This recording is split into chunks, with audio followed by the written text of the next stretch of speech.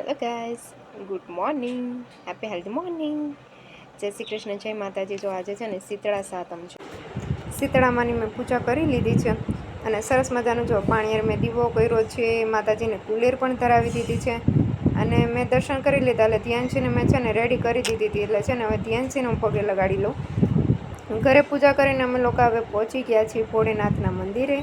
ભોળેનાથના દર્શન કરવા માટે જો બંને ભાઈ બહેન અહીંયા ઊભા રહી ગયા છે અને શીતળામાના દર્શન કરવામાં તો માંડ વારો આવ્યો છે અમારો. દર્શન કરીને અમે ઘરે આવ્યા. સરસ મજાની કુર્તી સ્ટીચ થઈને આવી હતી અને જો સરસ મજાની જો મમ્મીએ કુલરની પ્રસાદી બનાવી હતી ને હવે પ્રસાદી હું છે ને ચાખી લઉં. પણ ચાખવાની છે પણ હું તો છે ને આખો વાટકો ભરીને મને એમ થાય છે કે હું ખાઈ જાઉં. મને કુલર એટલી ભાવે છે પણ એમ થોડું ચાલશે, બધાને આપણે પ્રસાદી દેવાની છે.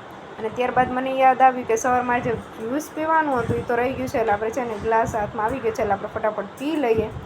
અને સરસ મજાના કાનાને વાઘા પણ પહેરાવી દીધા હતા. એટલે ધ્યાનથી જો કાનાના દર્શન કરી લીધા છે અને જો વાતો ના કરતી હોય એવું કરે છે. અને 15મી ઓગસ્ટનો પ્રોગ્રામ હતો એટલે મા દીકરી અમે બંને જણા ત્યાં પહોંચી ગયા છીએ. અને ધ્યાનથી જો થાકીને સૂઈ ગઈ છે અને સરસ મજાની એની ગિફ્ટ મળી હતી, ગિફ્ટ જ લઈને સૂઈ ગઈ છે. અને ભાણાભાઈને પણ સરસ મજાની ગિફ્ટ એને પણ મળી હતી એટલે એ મને બતાવવા આવ્યો હતો.